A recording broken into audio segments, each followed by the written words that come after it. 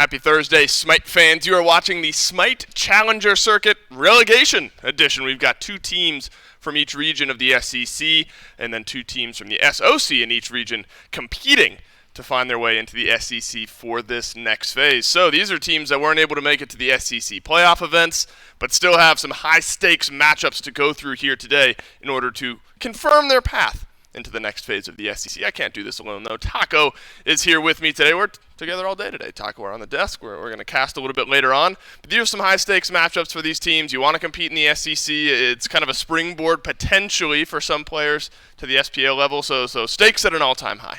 Yeah, a lot of these players especially have a little bit of competitive experience already underneath their belt. Yep. Just between Clay Soldiers and Team Joystick for our first matchup today, there's a lot of fairly familiar names. Looking at Mogal, Ferrokrick, we got E-Chrome. It's just going to be, I think, a relatively fun day today, Dolson. Yeah, it absolutely should be. We played 3 of the matchups offline already, and Just F6, Team Joystick, and Clay Soldiers all got themselves a win. So those 3 teams now are all playing in these next 2 matchups, Clay Soldiers and Joystick. First overall, Clay Soldiers, then in Just F6 after that.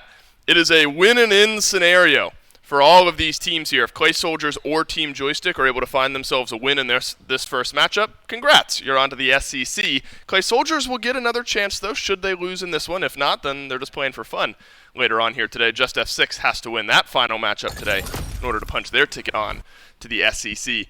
So Clay Soldiers get a couple chomps at the bit here, playing with house money. You got 2 more matchups to find one more win. So feeling confident maybe in that regard. Let's talk a little bit, though, about this Team Joystick team just really quickly. Lemogao, Phantom, Sap, E-Chrome, Calvin, Ugly in as a substitute if need be. What does this team look like to you? Who needs to step up? This is definitely going to be a team where I think Mogal's competitive experience should be something that kind of stands out a little bit more for this team. Having been a former member of the Smite Pro League once upon a time ago, Dolson, I think that Mogal definitely has a lot of veteran experience to kind of guide his team through. One of the main things that you can notice for play days like today as well is just the nerves factor. You'd be surprised because the difference between SOC and SCC, it is a pretty stark difference, and it's definitely a lot more beneficial for teams to be able to find themselves in that challenger circuit for the next split. And this is a Team Joystick team that has found some success at the SOC level, placed first in a couple of those phases, so absolutely can take it to a team like the Clay Soldiers. Now, Clay Soldiers, if you watch the SCC in phase number 1, that's a team that you're pretty familiar with. This is a roster that found some success, couldn't find out on a consistent basis against the other SCC teams, Sibi, Saragazek, Ferrokrick, Hispanify, Shoxy Foxy. Again, this is a roster where you look at the names, you can see where you can kind of get that ball rolling, get some game wins here and there, but just fell short of really finding that consistency in the first phase.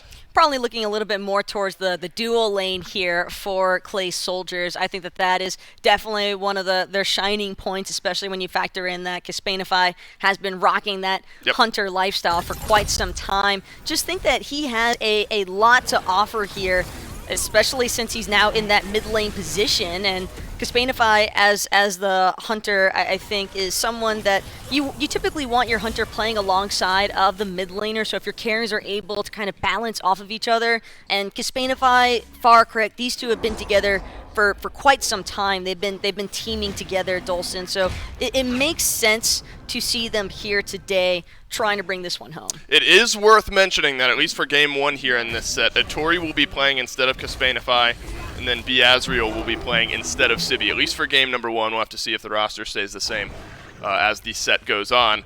But you still got somebody in Saragazek here that I think can bring a lot of pressure out of the jungle. But the jungle matchup, I think, has just been so fun to follow along with so far here this phase. Phantomu, I guess is what we're going to call him, one way or the other. An unknown player, I suppose, in my eyes at least. The competitive history maybe a bit lost on me. So Saraga, I think, maybe has a bit of an edge here to kind of give this Clay Soldiers team an advantage here in game number 1. You'd imagine that the competition at the level of SCC is probably going to be a little bit more high tier than that of the SOC, but that's where it becomes just a valuable opportunity, I think, for both of these squads, Dolson, to basically showcase, well, in terms of Clay Soldiers, they need to showcase that the reason why they're in the SCC in the first place, the reason that they are, potential contenders even for that Smite Pro League positions, at least individually speaking. And then for Team Joystick, it's just whether or not they can rise to the occasion. Yeah, absolutely. Prove yourself is kind of the nature of the beast that we're dealing with here today. Let's not delay any further. Picks and bans for game number 1.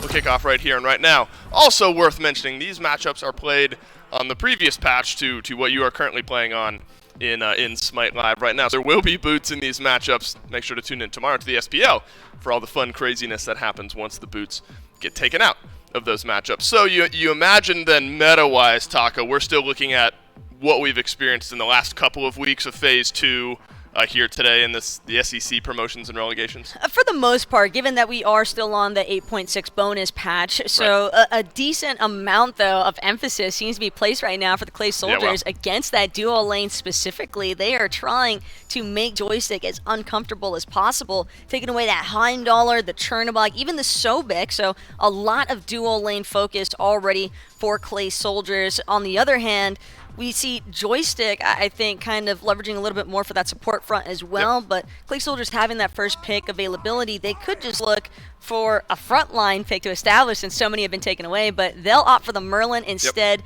clearly wanting to have their eye set on some of that AoE target focus. Interesting. So Fair Crick will grab Merlin here for game number 1. E-Chrome, the Hunter for this Team Joystick team, a little bit prioritized here, as Taco mentioned. Heimdall, Chernobog both taken off the table. There are some support bans rolling through here, Taco, but is Kumba Karna the last one of it? I mean, is this the world we live in where Kumba is, what are we looking at here, 3rd, 4th priority in the support category? Kumba Karna screams a lot more towards player preference than anything else, Dolson. So. Sometimes it's best when you're in these types of matches to just go for a comfort pick, and if Kumba Karna, he does introduce a lot of crowd control, although it's fairly interruptible, so am curious to see how Team Joystick plans on piloting this Kumba Karna throughout that laning phase period, because that's probably where Kumba is the most susceptible to being ganked, but that passive could be extremely useful. The clear alongside that Apollo should be rather good control. Fafnir, though, has a lot of interrupt, and he's also fantastic at just killing Kumba once he goes down in that passive. Yeah, Fafnir's still around. I'm just surprised, admittedly. Look, I'm all for creativity and getting something new out there, but with the priority and success we've seen from Fafnir, going Kumba instead, well, we'll have to wait and see how that one works out. Second wave of bans rolling through. Chiron taken away. There's maybe no surprise there. Only that Chiron made it this far in the draft is the surprise there. And then Bologna gets banned out by Team Joystick here. Is Bologna actually in a threat point now? I know that there might be some changes rolling through with this god, but in a position to actually make a difference in picks and bans? Well, Team Joystick thinks so. That's just the Mogal's specialty, because even from his time back when he was in the Pro League, Dolson, Mogal was a little bit more favoritism towards that Hercules Bologna. No surprise to really see him lean into the Hercules here, and I do like the frontline capability between Hercules, Gilgamesh, and Kumba Karna. It is rather aggressive. My only concern stems from the fact that Fafnir, Osiris, Achilles, that frontline core as well, I think just has a slight edge in terms of reinitiation capability. Right now for Team Joystick, their composition's a little bit more dependent on how well they can actually execute upon their first jump in. Yeah, and then Scylla, I think, just kind of confirms that there. The setup and then the actual execution of that big burst damage is going to be so important here for Team Joystick. So, then you look at Clay Soldiers, the win condition there, Team Joystick, the win condition there. Do you think it's just, is it really that simple? Just execution heavy for Team Joystick here? If they can execute, they might have a better comp? Well, it is a little bit awkward as well, because Kumba Karna, you've got the I'm a Monster follow-up from Scylla. That's ideal, even the Crush. So there's definitely some strong objective secure here for Team Joystick, and that's going to be something that's important for Clay Soldiers to keep in mind, because Clay Soldiers, I think, a little bit more well-rounded in terms of the team fight overall. This is a very strong composition between the Soul and Merlin alone in their capability of dealing damage for follow-up. Well, Clay Soldiers versus Team Joystick. Game 1 of a win and in best of 3 starts right now with Gormizer and Mifflin. That's right, Dave. It's going to be an interesting one here. Clay Soldiers, we've gotten a lot of glimpses at throughout the year so far. The first phase, and like David said, also Gormizer, Mifflin, hanging out here for the cast. Doug being able to give us, and thanks, Dave, for the pat on the back, the words of encouragement as we get things going. Joystick, though, I mean, specifically, like, E-Chrome, we've seen a lot last year, I remember. Mogao has a very historied career. I want to throw out specifically the Hades, because that's immediately what I think of when I hear Mogao's name. The other thing that's going to be worthwhile is the fact that he's playing the Kumba, Mifflin. He is not the Hercules. Yeah, just the Mogao special here. This guy is going to try his hardest to avoid the meta, as if it were the Plague Gore. I mean, you can expect something like a Hades coming out if he wants to. Anything within the Guardian tree, this guy does not enjoy playing Warriors. But Team Joystick, the SOC representatives inside of this set, looking to find themselves a win here. If they do, they get to move on into the SCC. We have a new team, right? Yeah, like, I mean, that's the interesting part, where you get to join Oh! in. We'd be seeing a lot more of them, and that's exactly what a Hercules support is meant to bring. Saw a ton of it last year. Haven't seen as much of Hercules in the dual lane so far this year, but it's aggressive. That's the way Taco had worded this front line, and I think that's exactly what Calvin has in mind. Yeah, take a peek at Calvin's build, even going for the fighter's mask in that first wants slot. more. He's going to do the damage all on his own. Finds the pull. And he's going to be able to push him right back to E-Chrome. Luckily for Shoxy, you've got a leap if you're Fafnir, so you're not necessarily sweating too much here. But that just shows the pressure, right? I mean, Apollo passive makes it easier to clear. You've got Hercules on your side. And now they're looking potentially for an invade. We got Phantom over here. Same thing for Sap, making a rotation. But gonna hit the pause, gonna hit the brakes. There's no like support buff over here or anything to really dive for at this point. That would have just been kills. There's nothing available to steal. Yeah, weird little chase there from Joystick, just following the Clay Soldiers into that left side jungle. Maybe just concerned about a rotation into the duo lane now. Itori in a little bit of trouble, but actually Shoxy. And just a little bit of damage. Not as much from E-Chrome. A good stun from Shoxy again. Just trying to delay it. And that's kind of been the goal of this duo lane. They've been doing a good job. They have stopped Calvin from getting a successful pluck and giving E-Chrome a successful kill. And otherwise, I mean, you're looking at the junglers like Gilgamesh can be aggressive, Achilles can be aggressive, but I'm not really screaming level 3 for either of those picks. Maybe you can get some first bloods online. We've seen Gilgamesh do it in the past, but it feels like this is going to be the lane on the left side where we're going to see something happen because Calvin wants to make it. Yeah, and for the first 5 or so levels, it should be Team Joystick with all the momentum inside of the long lane. But once Clay Soldiers take over to level 5, both Shoxy and Itori hit a massive power spike, getting access to the Dragon Form, essentially doubling up the amount of abilities you have and tripling up your CC. Means that with this upgraded Sunder that's already been purchased by Shoxy, if they stun out Calvin, if they're able to somehow close gap onto E-Chrome, well, they won't be long for this world. Yeah, it's not going to be a good time, I guess is the best way to describe it. It's also going to make things a little more iffy. Again, this solo lane is going to be the one that's a fun matchup for the right reasons late game, but maybe the wrong reasons early game. Most of the time you have a Guardian over here, they're not going to die. No, especially if they've got that secondary life inside of the passive. Kumba just says, yeah, bye. Calvin blinks forward, gets stunned out immediately. And now he's going to have the push back. They're getting some good damage on the Shoxy, but Calvin's taken quite a bit in return.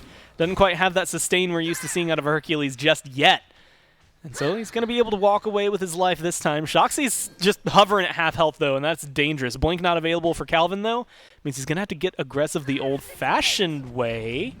And it looks like he's fishing for it. Tori gets the knock up, doesn't get him over the wall, though. That's going to be problematic for him. But he's looking for the loop around. Where are you going, Calvin? Right now, it doesn't seem like he has a plan other than get aggressive.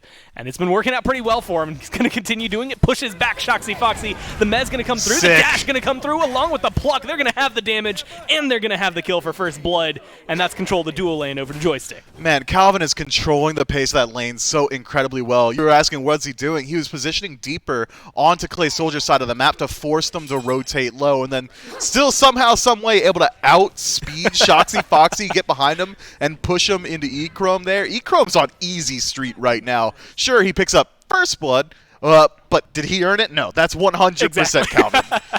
Hey, I'm going to just give you a little present here, E-Chrome. Like, we just not only first blood, we're going to sprinkle some gold over there. You finished your Transcendence now, so he's a little bit ahead of where Itori is. I mean, does that translate now? Can this Hercules, can Calvin leave the nest and let E-Chrome kind of hang out on his own and start putting some of that pressure onto Ferricrik? I think he could, especially considering he's already level 5. E-Chrome is going to be stacking up pretty passively for the near future. Doesn't have the boots just yet, which means that he's not likely looking to play too aggressive over here. By the way, chat, this is going to be the boots patch, by the way. Not sure if we hit that one. Oh, yeah. They are still wearing their shoes. Yeah, they have no dirt on their feet so far. They're going to be extra safe from call traps. That's a Blazy Bar joke, actually. Yeah, it was. That was like actually that a one. really fun one. Yeah, one of his only fun ones. Yeah. Poor guy. Oh, no. Oh, it's looking like a little bit of a chase now. Now, here's the big question. Soul buys these shoes. She floats. Like at that point, it's all for style, so we'll have to figure it out. Speaking of all for Calvin. style, getting the dance down in the duo lane. Shoxy's making a rotation in. And luckily for Shoxy, Calvin doesn't notice it. That could have been another kill there. Luckily, the pathing, the warding, all that. Bringing everything to nothing, Mifflin. And it's kind of hit that same pace. Calvin's looking for blood, and nobody else really is right now.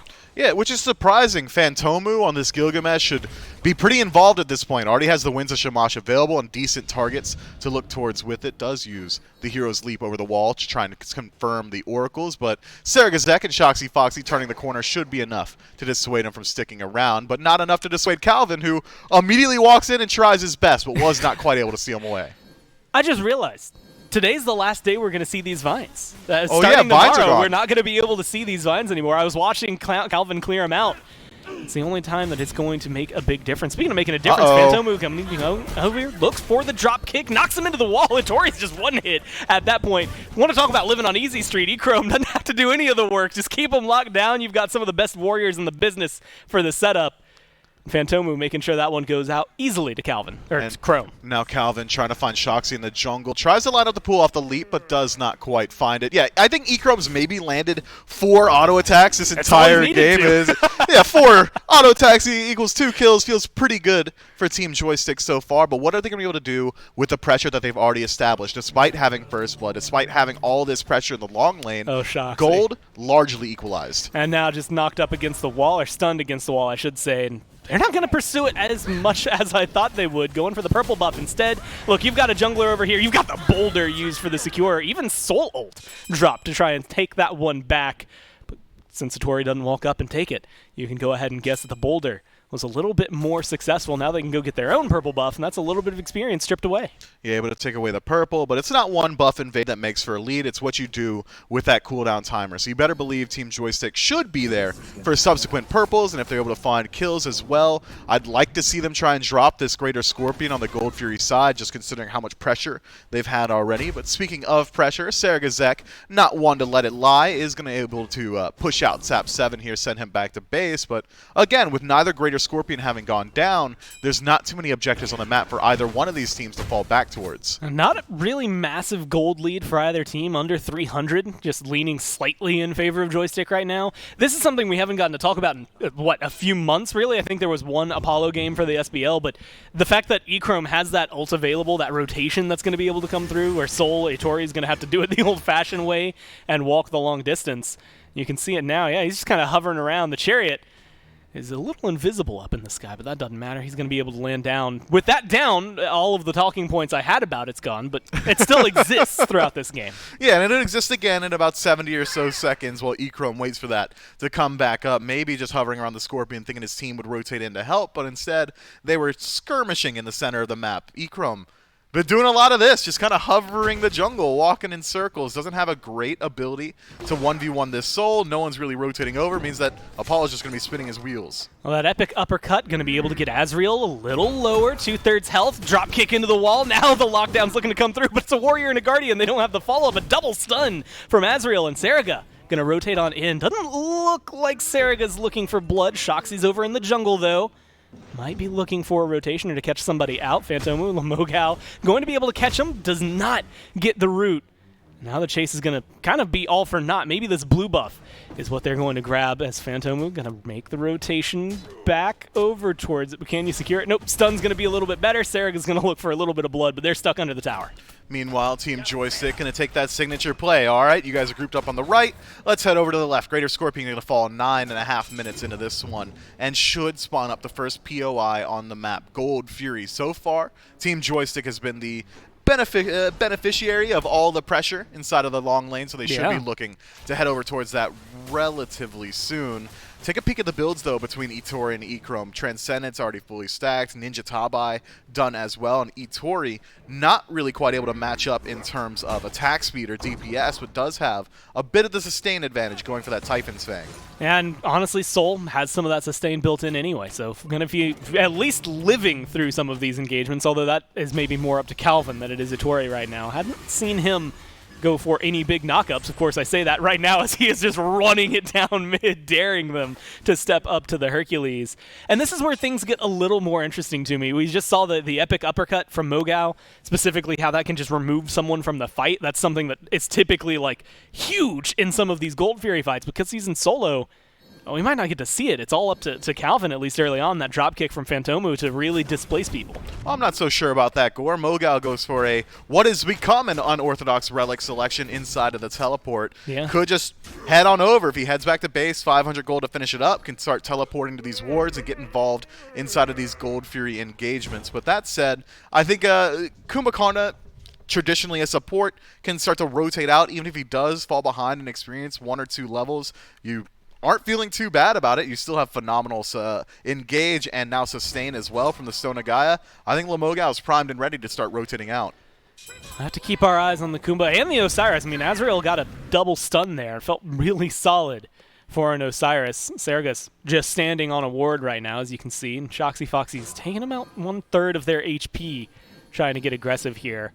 And Sap, Phantomu are in the neighborhood. It's just all about the pluck. I think Calvin finds the setup, and that's going to be the go button for Team Joystick. Although it doesn't seem like that's enough to slow him down. They're going to hit the go button anyway. I'm a Monster comes out. Ferricrick uses the blink just off the mark with the I'm a Monster, but it doesn't matter because Phantomu is going to be able to get them locked down. Now the question is, can you get out of there? Echrome comes on in to help him out. They're going to be able to get the kill on the Shoxy, and the boulder's going to come through. Saraga goes down. They're going to be able to get a 3-for-0 here, and that's feeling like a Gold Fury. Man, Echrome uses the moves. That's the name of his dash, by the way. I actually learned that last night. Uses the moves to get in front of the execute from the Achilles. Saragazek said, all right, I'm out of here. I'm leaving. I got CC immunity. Nobody can stop me. Echrome begs to differ and immediately shuts him down. 3-for-0 for Team Joystick. And now, finally, the first separation of this game was just about 1,000 gold after the team fight. And now, after Gold Fury, we're approaching that 2.5 range. And it feels good, right, for Joystick. Getting aggressive on that one as well. I mean, you had mentioned what do they do with those timers, those buff timers a little bit earlier, and the answer was fight whenever we get the opportunity. It doesn't necessarily matter if we get it, we just want to make sure you don't. But Echrome did pick it up. His is the enhanced purple, so being able to steal that away, plus all of that, I mean, this duo lane now getting the tier 1 tower feels real good for Team Joystick. And a 5-0 lead, I mean, they have not been able to return anything. 3 of them are on Echrome. That seems like a pretty valuable target right now. Yeah, 3-level lead for Echrome right now. But Itori, with his tier 1 tower destroyed, can do exactly what he's doing on the map. Freeze it at the tier 2 and dare Echrome to step all the way up. And if he does so, should make it a little bit easier for Saragazek to get involved inside of that long lane. Itori desperately needed this opportunity for a chance for farm, and, well, he's taking it. I like Mogao getting aggressive over here. I'm not going to be able to find anything out of it, but he does get aggressive either way. It forces Azrael to feel uncomfortable. Speaking of getting aggressive, that Greater Scorpion, yeah, it's on Kolei's Soldiers' side even, not tied, side. They're going to be taking it away for Team Joystick. So now I'm feeling bad for Shoxy Foxy. I just see him surrounded by red in the middle of their own jungle, not necessarily something that is going to make you feel comfortable. But it's because that red buff, that purple buff are up. And just good luck trying to get this one away. Both buffs going to get stripped by Team Joystick. I mean, Mifflin, this is textbook lead and approach. It is, but the Clay Soldiers aren't that far down, Gore. It's only 3.5k gold. 14 minutes in, sure, it's a pretty sizable amount, but if you take a peek at experience, solo laners are even. Junglers only got a 1-level deficit, only 1 level in mid. I think that Clay Soldiers have an opportunity to put up defenses, but it's a little bit too much trepidation. They're a little too worried about these engagements, and instead, they let Joystick run over them. You can defend these red buffs. You can show up to these purples, at least make Joystick work for it a little bit, use a cooldown. It makes the next team fight a little bit easier for you. But instead, the Clay Soldiers, well, they're taking the path of least resistance, which is making it pretty easy for Joystick. Being able to walk forward, and hey, not only like that experience, like you said, maybe is not too vastly different right now. You keep letting that happen, it's going to grow pretty quickly. Yes, sir. I think they're going to be looking towards this right-hand side of the map. No Fury available makes that Pyromancer feel a lot more comfortable. Echrome, as we had mentioned earlier, can just rotate anytime he wants. So that puts a little bit of pressure. Finally, maybe seeing a little more. Amogal was involved in that last Fury fight, but getting to be really in the thick of things for a Fire Giant, for a Pyromancer. But at this point, there's also something to be said. The Joystick are kind of just enjoying their lead, maybe even looking to lock down Azrael. No, they're going to go ahead and just let him exist throughout this one, which is more than you could say for a couple of the members on Clay Soldiers. Caught out like that, might have been their doom. Yeah, I think you worded that just right. Joystick are leisurely enjoying their lead right now. They have not been put to the test by Clay Soldiers as of yet, and instead, Joystick have been the initiators of all the aggression on the map. When there's a fight, you better believe it's because Joystick decided that there's going to be a fight. We have not seen Clay Soldiers, as of yet, 15 minutes into this game, make a proactive play. Ferricrick able to drop Sap 7 down to about 70% HP, but Calvin, playing defense, is able to at least set up for Shoxy Foxy to fall down to half. That's a good trade. Well, now they're looking for blood. Saragazek going to be the one that ends up going in. Blink used there. Calvin not going to catch him out the way he wanted to, but his cooldowns are going to be coming back. He's looking for more now. Not going to have the lockdown to keep him inside the crush, and Calvin ends up eating maybe more of his health bar than he anticipated throughout that. But hey, guess what? Still got the red buff, still got the purple buff. That's all that matters. Take a peek at Calvin's build. He shouldn't be allowed to stand in front of the Clay Soldiers like this, Gore. He's not tanky. Well, now they're going to be looking for more. Ferricrick forced to dash away. I'm a Monster's just hovering right there. The damage is going to come down, but it's not going to connect. Shoxy Foxy going to get the immunity from the ult to make sure he can stay alive right there. But here comes E-Chrome and Phantomu chasing down Saraga. Jungler gone on the side of Clay Soldiers. Makes it 6-0. Azrael, Shoxy Foxy maybe not worried. Maybe they should be. Some of the damage getting turned around. Actually pretty good. E-Chrome in a little bit of danger. Uses both relics this time to stay alive. The knock up the push going to be good, but not good enough. Calvin just barely out of there. Azrael jumps in. Finally gets a first kill, but will it cost them their lives? Lamogal on the treat, as is Phantomu. Azrael should be able to find this stun and set up for his team. Drop kick into the rest of the boys. Joystick able to pick up that kill. E-Chrome getting credit. And now they're going to chase down Itori. Look, you've got some immunity, but how far away can you get? Ferricrick has been doing a lot of damage throughout all of this, but it's not been enough. They do get that kill onto Calvin. You just said they can't let him stand up here. They finally answer that, but they don't get much else in response. Yeah, Calvin trade for Azrael's life. Well, Calvin's already going to be back alive in 3 seconds. Azrael, meanwhile, going to be stuck in that grayscale for another 20, and with Primal Fury just now spawning up, could create an opportunity for Joystick to start to at least set up the vision advantage, at least force the Clay Soldiers to check it, but Sap 7 has not had a chance to make his way back to base just yet, meaning that he is relatively and it looks like going to be going for one more wave. That is a lost opportunity for Joystick to challenge the neutral objective.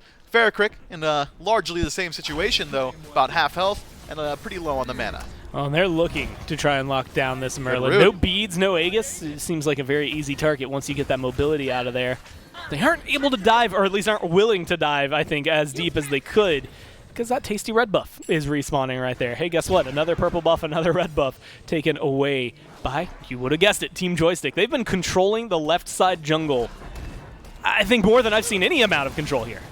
Merlin going to be burning out the Pyromancer. Meanwhile, Team Joystick doing the exact same thing to the Primal Fury. An age-old trade there, but Joystick going to come out ahead this time around. Fire Giant now going to be a little bit easier for them to clear out, and they got the greater trade in terms of gold and experience. Clay Soldiers keeping up that trend of conflict aversion. They don't want to take these fights. They want to wait it out. Wait till we're all starting to approach that level 20 mark. Get their items under their belts as well.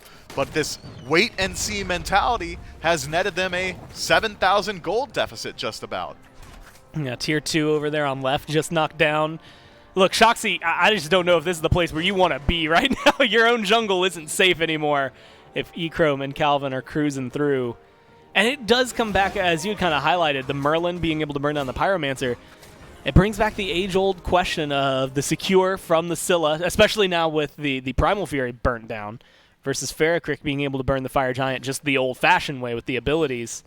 I mean, that could be a good opening for Clay Soldiers to just try and keep themselves alive in this. The problem is, you do have to fight for a Fire Giant. They're not just going to roll over Joystick. I can't imagine giving you much of an opening to try and burn that down without them noticing. And since they've been, as you had eloquently worded it, in conflict aversion mode, they got to figure something out. Yeah, and for now, the Clay Soldiers, we haven't seen too much from Saragazek. No execute attempts as of yet this game with an incredibly aggressive build on this Achilles. You got to kind of hope that he's going to at least be trying to dive this backline because he can't act as an initiator. He doesn't have that tanky bruiser build. Instead, has one-shot potential onto Sap 7 or E-Chrome if he's able to close that gap. So far, has not quite been able to do it, but you already brought up the phenomenal burn potential from the Clay Soldiers, made even greater now by Shoxy Foxy picking up that Frenzy. If they are given any opportunity whatsoever, they'll take out a neutral. I mean, yeah, Frenzy, Coerce, it's going to be burning something or someone. I'd say lucky for Team Joystick that they're not facing it as of right now, but luckier for Team Joystick. They haven't had to worry too much about Shoxy Foxy's presence at all throughout all of these. If you can force the ult, maybe hear from Calvin, get aggressive, force that immunity, feel really, really good for yourselves. But ultimately, it's going to be patience from Clay Soldiers once again. And at this point, it's the question, I mean, you've got a 4-0-2 Apollo on the other side, but that was, what, a 3-level, 4-level lead at one point? Now it's only 2 levels. Is this kind of the long con? Clay Soldiers are just playing catch-up for a little while? They can do if Team Joystick slows down their pace, but already with the grouping we're seeing from the Chaos team, I think Fire Giant is certainly on the menu here. And with Ferricrick's beads being forced out just a couple of moments ago, means that it's going to be even harder now for the Clay Soldiers to step forward.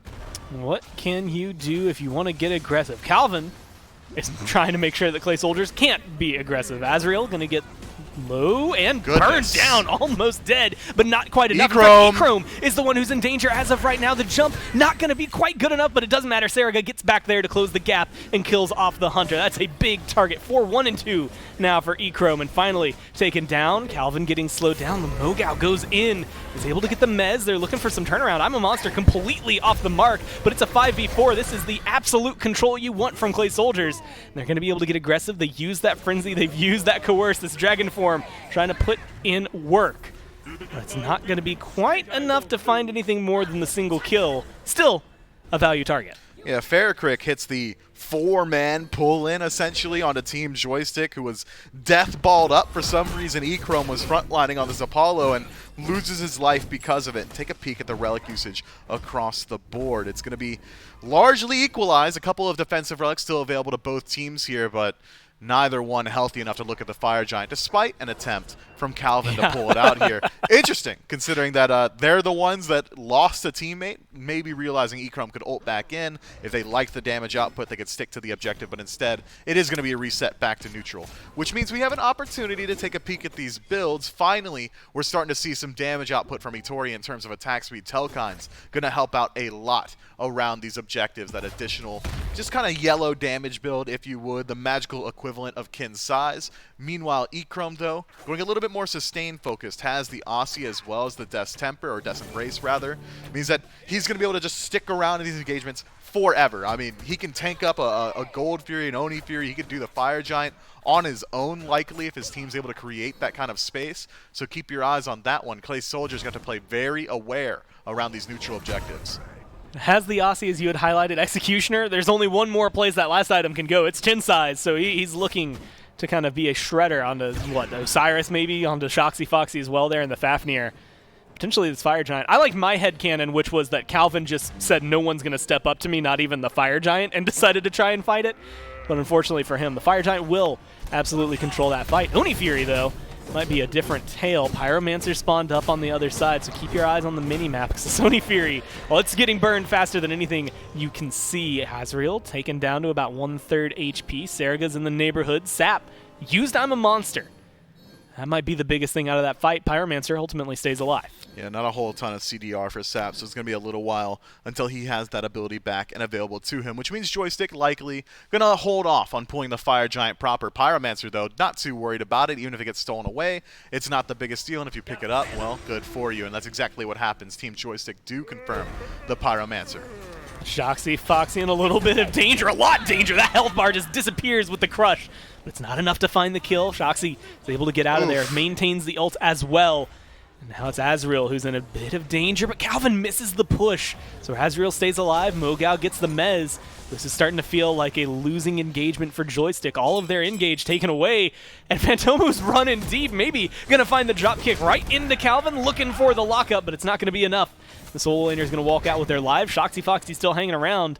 It's the full 5v5, but Joystick going to play this one patient. Yeah, Mogao whiffs his epic uppercut there as well. Clay Soldiers hold on to every single one of their ultimate cooldowns. Team Joystick, though, undeterred, looking at the Fire Giant. Shoxy Foxy has vision on it, is clearly letting his team know. Got to keep your eyes on that. I'm a Monster just came back up, so Sap has the secure if necessary. Maybe just the burn down to find a kill here. Calvin gets aggressive. Calvin eats a lot of his health bar. Same thing for Mogao. I'm a Monster comes through, doesn't connect. Once again, Sap missing out on some of this damage, and that might just be the full-on retreat from Joystick, giving an advantage to Clay Soldiers. Early Frenzy Pop from Clay Soldiers, as well as the Dragon Transformation, means that Clay Soldiers lose out on a lot of their burn potential, even if they do force back Team Joystick. Maybe not quite able to look at the Fire Giant proper. 3 members backing on the side of Team Joystick. Shift that up to just 1. It's just Sap 7 back in base. The rest of Joystick has to stick around. They're worried about the Fire Giant, and they want it themselves. Clay Soldiers have already vacated. You had highlighted it earlier, but Mogao goes back, heals, teleports back in.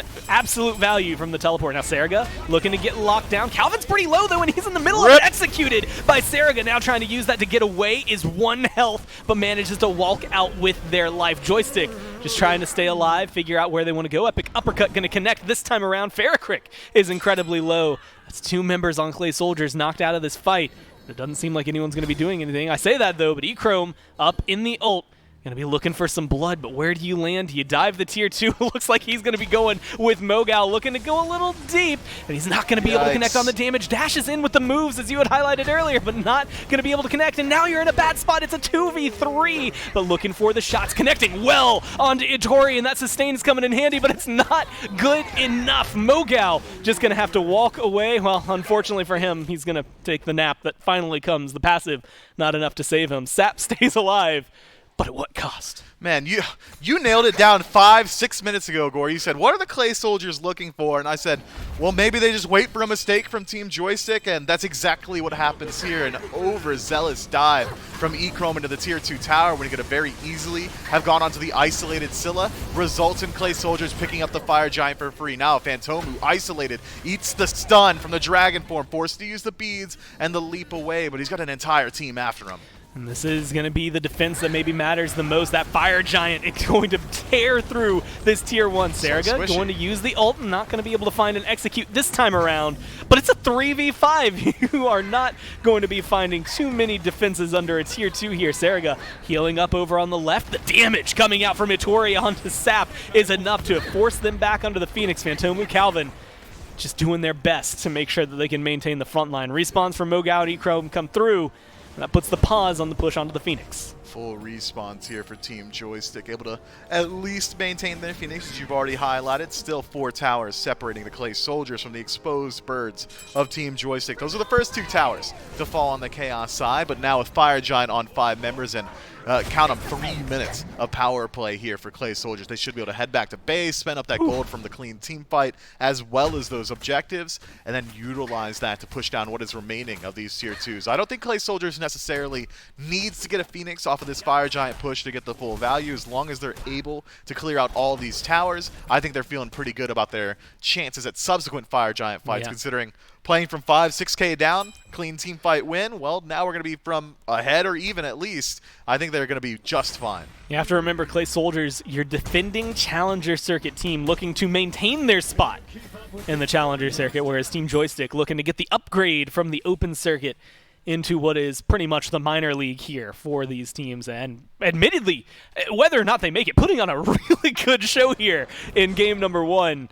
And showcasing that Clay Soldiers, look, that spot is not as secure as some people would think. With names like Mogao, E-Chrome kind of leading, and honestly, Calvin has left a lasting impression here. Shoxy Foxy, unfortunately feeling a lot of this lasting impression, gets burned down, forced to use the ult for the immunity.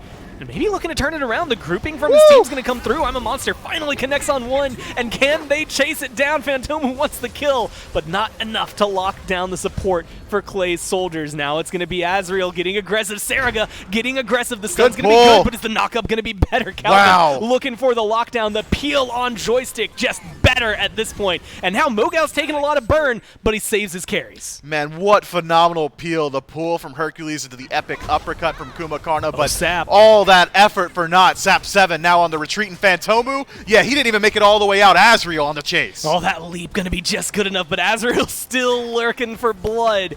They're going to be able to find this tier 2. They found that tier 1 you had mentioned, taking the gold lead away. This is going to help. Phantomu has no health, no mana, and is just trying to survive here. But it does look like, even though it cost them their lives, Joystick do find a way to stop the push onto the Phoenix. But you had already highlighted, that's not necessary. I mean, you're 600 gold down, maybe 500 if you're Clay Soldiers. You're not sweating what you are going to have to face here, especially if Calvin gets too aggressive. There's 3 members looking at you, man. You got to get out of there. Yeah, now Clay Soldiers seems like they do want to keep up this push on the left-hand side of the map. Phoenix under a little bit of pressure here. E-Chrome going to have to head back to base. Does not have the ultimate available, so it's going to be a slow rotation in, and Mogal just now respawning. 40 seconds left on the Fire Giant. I'm a Monster going to be able to get some good damage onto Seriga. The jump in from Phantomu, and finally the kill from the jungler is going to be able to come through. It's looking great for Joystick right now. Azriel burned down. That's going to be a 2 for none. Sap is incredibly low, but it looks like they're going to stay alive. Ferricrick not going to get locked down. There's the epic uppercut to try and find it, but he's going to have the flicker, going to be able to move away from this one, but it's just not far enough for the Merlin. Gets burned away and killed off. Joystick maintain the lead, maintain the Phoenix, then burn a couple of those Fire Giant buffs. 30 seconds left on the nearest respawn for Clay Soldiers. Could create an opportunity for Joystick to at least go for one of the Phoenixes here. Left Phoenix already exposed, but the grouping is in mid. Maybe tier 2 tower, fall back to Pyromancer, then set up for the Giant itself. Itori in a little bit of trouble, forced to use the Disapparate early. Phantomu just showing a little bit of presence on the map to force out that cooldown, and there's a slow going for Team Joystick here. Tier 2 tower has not fallen just yet, and already Saragazek respawning. They're going to be able to get that. Like you said, Saraga's coming back. Azriel's in about 7 seconds. Whether they can burn this Phoenix down fast enough. No Fire Giant, no minions to help them. Maybe they're going to turn their attention elsewhere. Get the ult out of Shoxy Foxy, force that immunity. Mogal is incredibly low. The Boulder, the I'm a Monster, all coming out from Joystick. But they don't have the follow-up that they really want. End up being all for naught. And all those secures, especially with a Fire Giant right around the corner, going to disappear from the Chaos side team.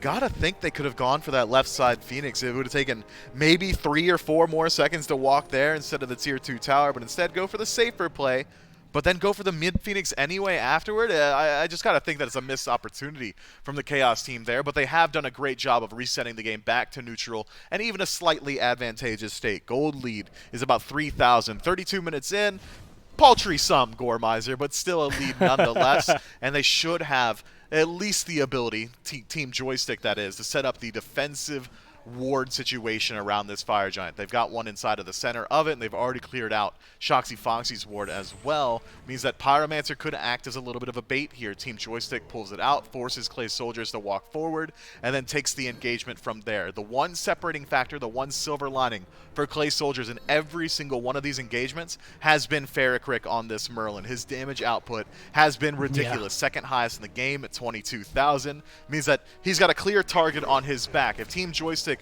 wants to win this fight cleanly, you better believe it's up to Phantomu, Calvin, maybe even E-Chrome with that ultimate to lock down this Merlin. Speaking of E-Chrome, was first person to sell off their boots last day at least that we get to talk about this.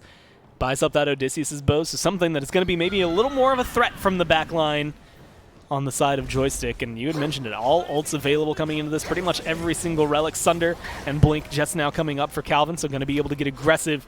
Speaking of aggressive, they're in the neighborhood. Pyromancer sitting at about 1/3 HP. Calvin looks for the knockup. It's going back and forth. Clay Soldiers secure that objective, but it's the one after the fact that's going to matter the most. Shoxy Foxy looks to get aggressive, leaps in, finds the silence. Phantomu really out of position from the rest of the team, and it seems like Joystick are going to have to pause and reset. Yeah, Joystick giving up the defensive positioning and instead letting Clay Soldiers work their way forward, but not for long. Joystick's now starting to surge forward themselves. Calvin with the Sunder from range does connect with Ferricrick, but no CC to follow up with the flicker away. It's just the question of who will Calvin find. He is trying, he's fishing, but nobody is pulling on the line. They are juking out. Just the knockup right now. The push has missed occasionally, but all that matters is that displacement, trying to get someone into a place that's easier to lock down, and Joystick once again just going to find the reset They have the I'm a Monster. They know they have an advantage around the Fire Giant. With the pace of this fight, you got to think that eChrome maybe has an opportunity to at least go for a split push and then utilize that semi-global ultimate. Look at all the minions so on far, left. Clay Soldiers have not been willing to force the engagement, have not created threat on the map, and this could be the opening. Itori shows himself on the left-hand side. Joystick have a huge opportunity. Left and mid, those minions Sap? being a little more troublesome. Sap, yeah, forced out of here. Still has the ult, though. That's what matters. Stand both relics. That's all you need to know coming into it. Stays alive and doesn't have to sweat it too much from everything else.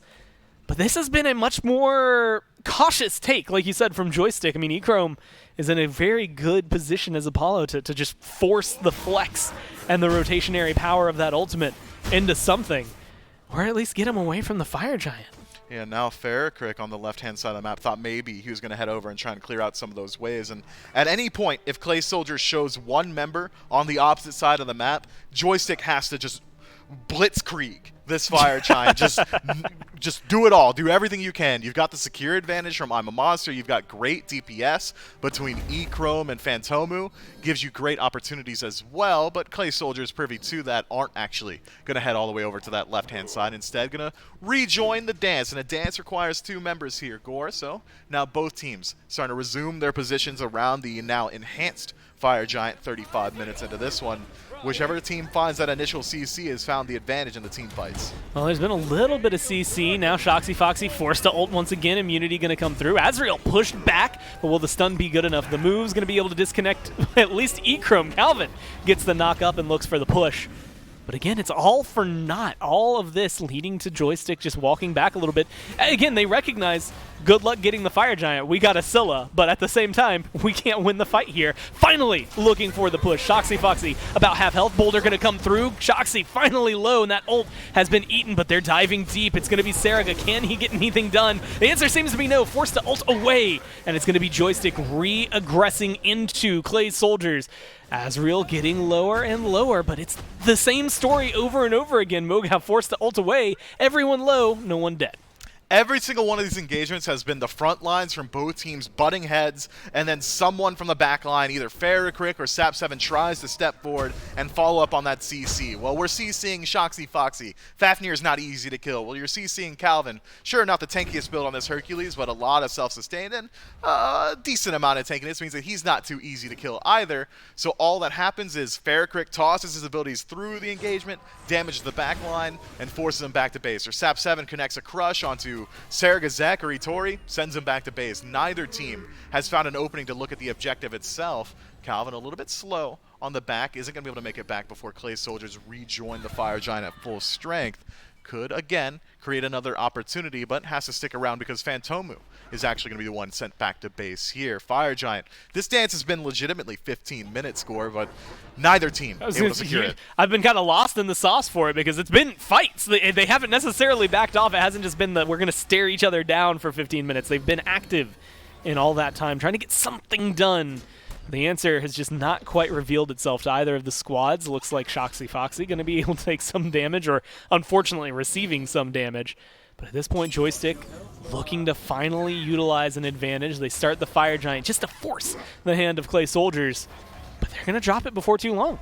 With the fight so stalemated, man, I want to see eChrome go hit a tier 2 tower. Yeah. Just create a little bit of separation on the map so far. Clay Soldiers got to be very happy with the fact that this Apollo has not decided to split push just yet, but is forced to go over to the left-hand side to defend his own base. Those minions taking out its Phoenix. The weird thing when there's an Apollo on your squad is having to send him back to defend as opposed to seeing him trying to knock down the left side Phoenix. Plus, with the build he has, you'd expect him to be a little more aggressive. He shows face on left, ults over to right. Fire Giant half health now. Finally, Clay Soldiers looking to get aggressive, but are they going to be able to do enough? Sap is going to go out of the I'm a Monster here. Popped it way too soon. eChrome, though, comes crashing in, looks for the kill onto Ferricrick. Aegis going to be good enough to keep you alive for a little bit, but not long enough. Phantomu going to be able to chase that one down. Sap loses their life.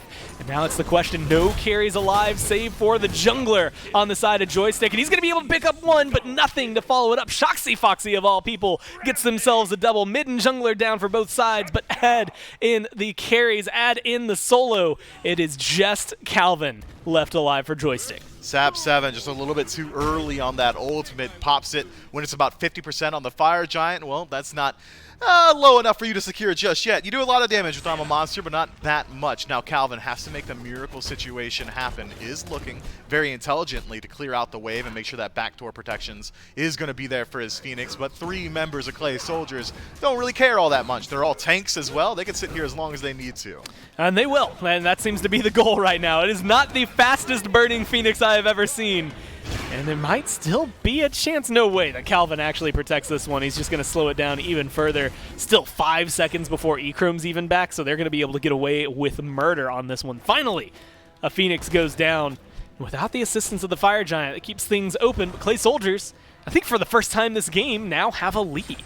Yeah, Clay Soldiers, well, they had a small lead earlier on. It was about 2,000 in their favor once they got that initial Fire Giant that was so long ago. But you're right. Now with the mid-Phoenix down, this is one of the largest bits of separation we've seen so far. That is going to be constant pressure on the base of Team Joystick. Middle Phoenix is easy to defend when you're dancing around the Fire Giant. It's not the most important one to take out, but even a little bit of pressure on the map should help them out a fair bit. Joystick, though, don't want it to come down to that. Clay Soldiers head back to base, gives Team Joystick an opportunity, rather, to pull the Fire Giant.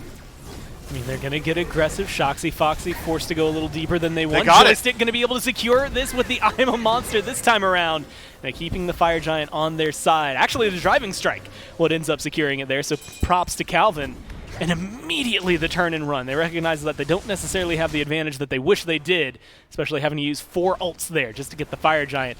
And weirdly enough, the team with Fire Giant loses their last tier 2 first, but look at the minion wave over there on left. At least going to get some pressure, give Joystick some breathing room. Yeah, Joystick just bought themselves 5 more minutes, essentially, until this Fire Giant respawns. Clay Soldiers, very unlikely that they decide to push into these Phoenixes with Fire Giant on 5 members of Team Joystick. We might see the Chaos team try and get a little bit proactive on the map this late in the game. We've already sold the majority of boots. We've already got some of these elixirs starting to come online, potions of power as well. All the relics fully upgraded. Both teams coming in at full strength, and it is going to be Team Joystick looking to get aggressive and utilize this Fire Giant while they've got it. Phantomu spots out Azriel inside the jungle, stops his back again, making it a little bit easier to look towards this mid-Phoenix, but they're more worried about the kill. They're collapsing on Azriel.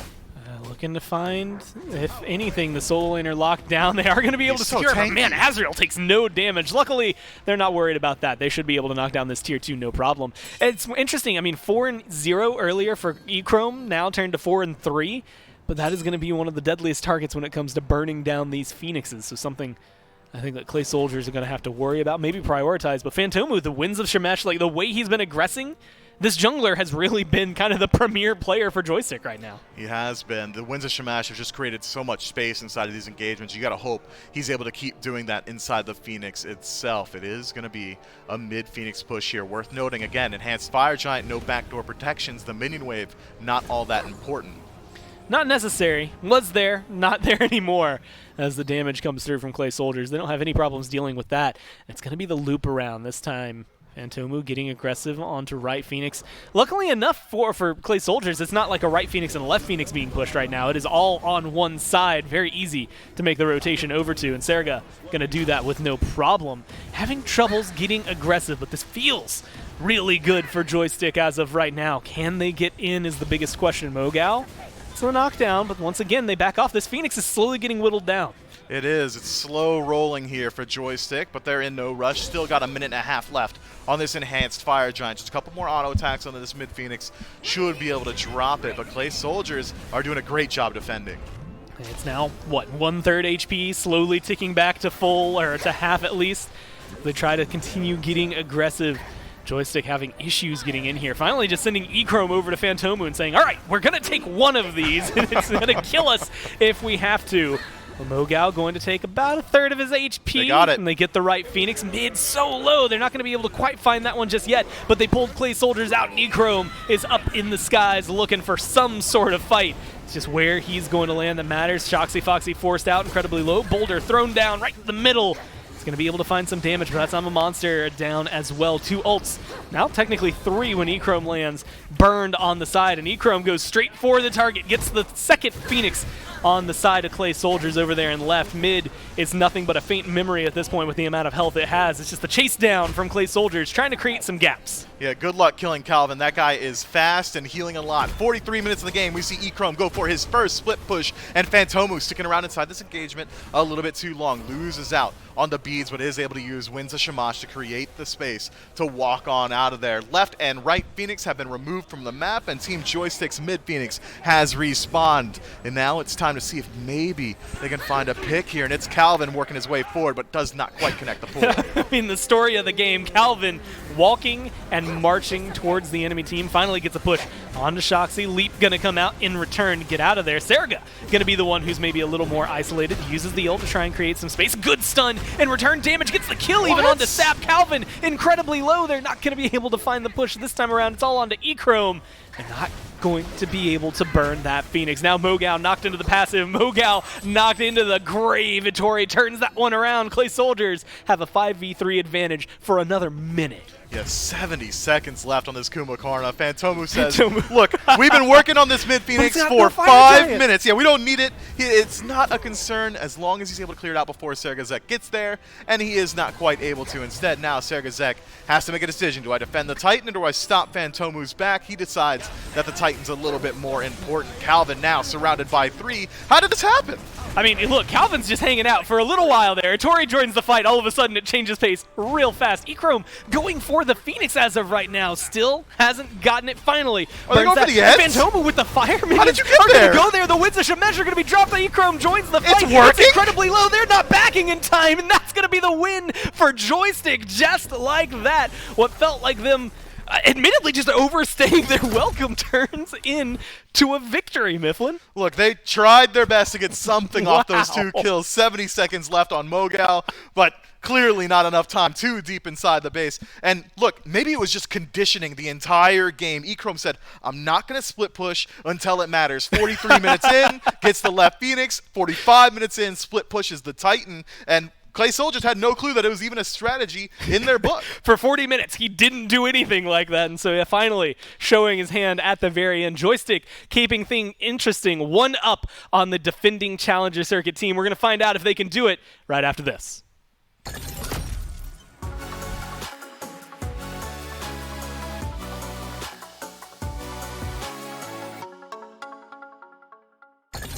Distance we roam into zones where nothing get hurt anymore. I just wish I was home when I stepped through front door, but instead I'm alone and completely unsure. And even though you're screaming out with the best of intentions, I don't get it. Why do you always gotta ask me to stay? Why you always gotta go? Playing house, this ain't a home with your soul on the road.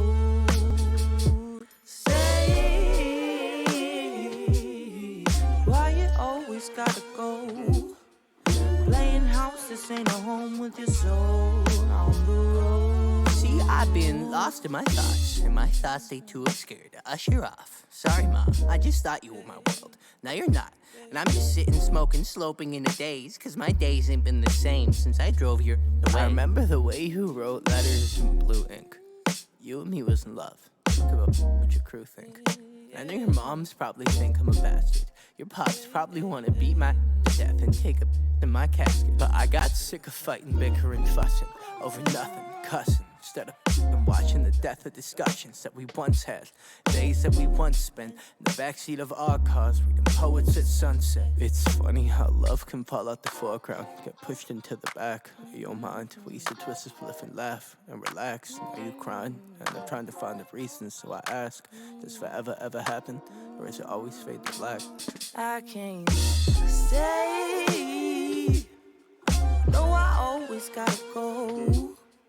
Playing house, this ain't a home with my soul on the road. I can't stay. No, I always gotta go. Playing house, this ain't a home with my soul on the road.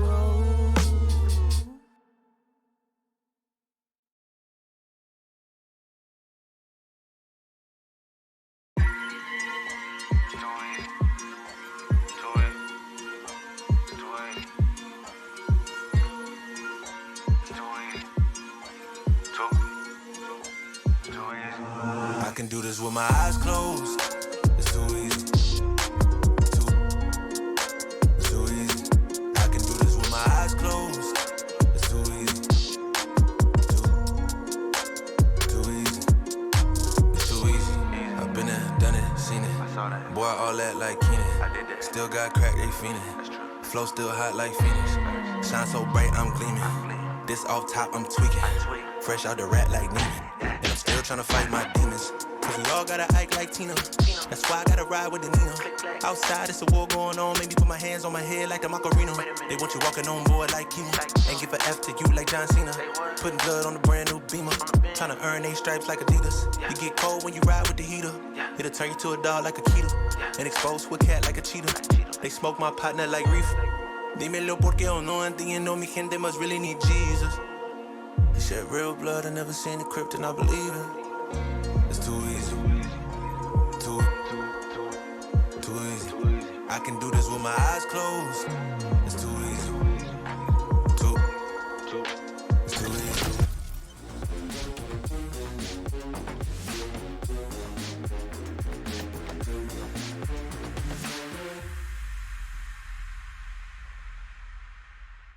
No surprise that Game 1 maybe goes a little long, given the pace of some of the EU SCC matchups, but there is a surprise that it's Team Joystick, the SOC team, that comes out on top. And remember, we got great products rolling out this year in the SPL, and if you want some team jerseys, you can head to shop.smiteproleague.com. But hey, if you also want some awesome SPL gear in general, you can head to shop.smiteproleague.com. We have our awesome Pride gear still up there on the shop until July 22nd. You can go online, grab some of that gear. All proceeds will be donated to the Trevor Project, so it's great merch for a great cause. So head on over to shop.smiteproleague.com, pick up some of that Pride merch for the SPL and for the Trevor Project and for yourself, because that's the ultimate beneficiary on the back end of it. Taco with me to talk about game number 1 here. Taco, a bit back and forth. Look, the Team Joystick, they come out swinging. E-Chrome on this Apollo gets off to a great start. Things slow down a little bit as the Clay Soldiers are able to push back. But ultimately, it felt like that 1-2 punch that Gilgamesh really caused some problems there for him, and Team Joystick capitalized on the execution-heavy composition. Yeah, it just seemed as though you kind of expect the Hercules Apollo to get off to a really strong start. Yep. And the fact that they definitely were able to maintain a good amount of that pressure that they established from Duo to kind of have it with that trickle-down effect, placing it all throughout the map. Some very questionable instances, I think, though, Dolson, where the mid-game began to take off, and that's where we really started to see a little bit more of that Clay Soldiers presence. However, Team Joystick, you're right, it was great awareness, I think, from Femtomu, and the fact that he was just able to be such a driving force with this Gilgamesh and create so much space for his team is probably the ultimate reason why Joystick was able to bounce back here after they started losing some control in the mid-game. You're not talking about the Kumba solo at all here, Taco? You know, Kumba solo is a bit of a Mogao specialty. Can't believe I didn't see that one coming when the god was first introduced in that drafting period. But it is interesting all the same here. Sure. For Clay Soldiers, because there was a good period of time where it seemed as though that Sol, Fafnir were really going to be able to kind of just carry this one out. Farkrick as well. You could see even in the damage numbers alone, aside from Sap on Joystick, they were very heavily trailing in terms of overall team damage DPS. Clay Soldiers, I think, just a little bit too awkward at times with some of their follow-up, and while they were able to establish some picks, they weren't necessarily able to translate that into more than just the pick presence. That's a great point, and Tori was even above of Sap on the damage charts by a good couple thousand there, and then everyone else kind of in that 30,000 range almost, it felt like here for the Clay Soldiers. So now it's bounce back time for the Clay Soldiers, where Team Joystick are off to this great start. If Team Joystick win 1 out of the next 2 games, even if they lose the next one, they'll have a chance in Game 3. They'll move on to the SCC. So now this is a real high-pressure kind of scenario for the Clay Soldiers, where you want to make this leap to the SCC, potentially to the SPL one day, but you got to get through the relegations here at this point. Do you think Clay Soldiers have tweaking to do in the draft? Because I don't know. I thought they had a good draft in Game 1. It's just executing on it. They had a really strong team composition, but that's the problem with some of those late-game engagements, Dulcin. You have one messy instance, and then the respawn timers just ultimately ended up being the worst enemy there for the Clay Soldiers. I was actually a pretty big fan of their composition, though. Draft-wise, it seemed as though Clay Soldiers were definitely leaning a little bit more towards the favoritism side of things. It just came down to better execution outright from Joystick. Yeah, Clay Soldiers put up a good defense, and then a Gilgamesh just kind of jumps on your Titan, drops the ultimate, and does the rest of the damage down the stretch of it there. So Team Joystick making use of some of the Titan damage there towards the end. We'll jump into picks and bans, though, for game number 2 here. Similar mindset, though, from Clay Soldiers. We're going to take away Heimdall, take away Chernobog from Echrome here. Maybe make some sense after what we saw Echrome do in game 1 on the Apollo, off to a couple kill start there. Saw some pressure from the jungle, granted, to help leverage and get that Apollo off to a great start. Now, Merlin taken off the table here by the Clay Soldiers. So Team Joystick in an interesting spot where you're going to get one of, top few gods here, and Athena still takes a backseat. Clay Soldiers, plenty of options here with the first pick. Interesting to see Clay Soldiers actually opt to ban away that Merlin, though, especially since they had such a strong performance with it in game number 1. But I guess whenever you don't actually find yourself with that immediate win, it makes sense for Farkrick to maybe want to take his luck elsewhere, see if he can try and make a little bit more of an impact with maybe a more aggressive early game god, because we did see a lot of control, once again, from Joystick, I think, in that early game specifically. So Joystick seemed to try and just keep that mentality going. With the Chiron, it's a pretty strong response into the Sobek as well, because you have to remember, Giddy Up no longer being knock-up applicable makes it much harder for that pluck to be as devastating. And it's so interesting because, I think Chiron, it feels like Chiron has just been at the front of that Hunter race over the last few weeks here, at least. I know Bluestone has gotten some changes, maybe not as ridiculous as it was at one point, but Chiron's still very prioritized. Gilgamesh there as well. So even if you look beside the Merlin, are you surprised that Heimdall and Chernobog get prioritized over Chiron and Gilgamesh here? Because it feels like those two usually catch bans at the SPL level. That's largely just got to come down to the fact that Clay Soldiers are very aware of who they're playing against here in the SCC relegations, and it does make sense to look for those priority bans against individuals at this level of play, because you want to try and shake things up, especially when you factor in that Clay Soldiers, at least for game 1, did have 2 substitutes in comparison to their traditional roster. So with that in mind, perhaps they're also just trying to alleviate some of that team pressure that might be taking place from Joystick, them trying to take advantage of the fact that they have slightly different synergy that they're working with for Clay Soldiers. Clay Soldiers, they're going to opt for a somewhat similar strategy with a traditional mage out of the mid lane. It's going to be Giannis this time, and then Soul over there in the long lane. And worth mentioning, Soul had, huge damage numbers there. I think top damage in the game in game number 1.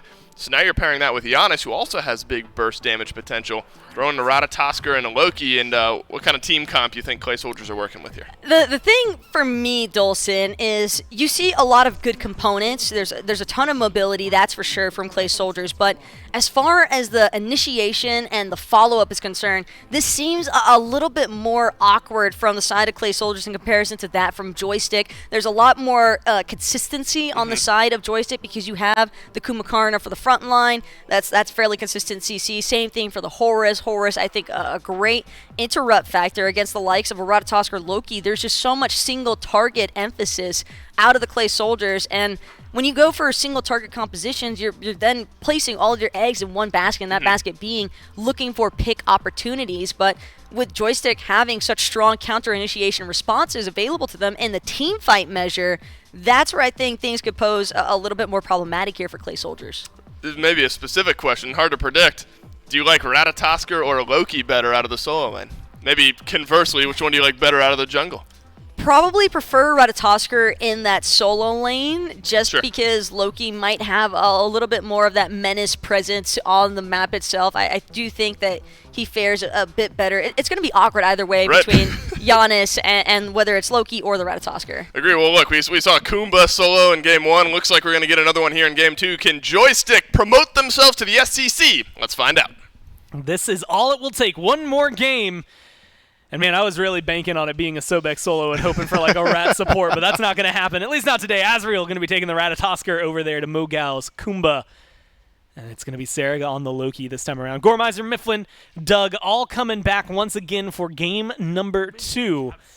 And Clay Soldiers have a lot of work cut out for them. I mean, maybe another, 45-ish minutes that's going to be able to come at them, depending on the pace Joystick set. Calvin on Horus, which is not necessarily a sleeper pick, but not anywhere near as aggressive as the Hercules. Well, you can still play pretty aggressive, and it seems like that is going to be the strategy from Calvin. Take a peek at his build there, Fighter's Mask. Yet again, Calvin has got one speed, and it's go. And I'm expecting that to continue here in Game 2. And he's got a decent target for it. If he can shut down Itori before level 2, if Joystick can get aggressive here, no to sap rate available means that he's going to have to play very safe in this lane. I'm looking for it. The Prot Shred. That's my favorite thing about Horus. Horus is one of my favorite gods to play. Just in general. He's just fun overall, but not been in the meta for a little while. We'll see if Calvin can make him look pretty solid over there. Phantomu, after a phenomenal performance, gets the Gilgamesh back, by the way. And I think if you're looking for pillars, him and Mogao being able to go back to the same 2 picks feels pretty good for Joystick. Yeah, Phantomu got involved in Game 1 so much earlier than Saragazek did, but now Saragazek making an adaptation towards this Loki is not that front line you'd expect, but still a ton of damage. Shoxy Foxy incredibly low, much lower than he got in Game 1, and Echrome going to get the same first blood, but much sooner here in Game 2, starting off the duo lane just as aggressive as Calvin would like, being able to keep it going as far forward as they want. And now, with first blood under their belt, they've got a slight gold lead yet again. 400, that is exactly the bounty of first blood. And look at this return back to neutral towards the center of the map. I'm still keeping my eyes on Saragazek. In the past, he has been one of the more passive junglers inside the early game, but Loki's early game is kind of crazy. It's surprising to say when you're talking about Loki, but since this rework, he is one of the most early game aggressive gods. His damage output's incredibly strong as well, and up against gods like the Morrigan or even this Chiron over in the long lane, he's got great gank opportunities. So Saragazek should be the pace setter for his team here for the first 15 or so minutes. Hopefully we'll get to see a lot more of him. First 15 or so minutes, didn't really see a ton of his name. Just off the mark there for Shoxy. Now locked down. It's looking good. Echrome going to dash in. One more auto's all it takes. And that's going to be another pickup for Echrome. Starting off Game 2, very similar to Game 1. Yeah, so far, Shoxy Foxy is trying his best. Had he landed that pool, maybe Itori puts in enough damage to put the threat onto Calvin, but Soul's early game follow-up damage, not that great. You've got the passive built up, so the auto attacks are there, but you don't have CC follow-up. The slow's not that great. Just a tough situation. It's going to be interesting to see how they can continue to adapt this one. Itori, admittedly, like David highlighted on the desk, got to top damage. It just took forever to get 45 minutes. And so, and even honestly, you got back in at like 35, maybe at 30. He was still trailing Sap on Scylla. So it's something that Itori is going to have to work towards here. They're definitely going to be a big threat. It's just when they become a big threat as opposed to if. And so we'll have to watch that one as they come through. Mogao actually getting the better of a trade over here. I forgot Azrael was on something so squishy, and Mogao looking to use that to get aggressive. Not going to find the kill, but is going to force him to fall back. You brought up Sap 7 there. Now in Game 2 on this Morrigan is going to have to play a lot slower paced. He was getting involved very early on that Scylla, utilizing the root, utilizing that damage output, but now needs a couple more levels before he can get involved, but certainly still has that one-shot potential, just a little bit more items required. Shoxy Foxy again taking a lot of poke. Calvin doesn't have a lot of mana to work with. I think Shoxy is trying to utilize that fact. We're not going to be able to find too much on the other end. Now here's a fun conversation for you. I love those. Now I know in Smite, you can't have a name that is 3 letters short. I believe all player names have to be like 4 letters or longer. So do you think Sap 1 through 6 are taken, or did he just go immediately to Sap 7 as like his favorite number? You know what? That is a fun conversation to have. I wish we could talk to Sap 7 about that one. I don't think so, Gore. I'm going to go ahead and go out on a limb and chat. You can have a little mini game here. Go and check how many Saps are there. Check Saps 1 through 6. I don't think any of them exist.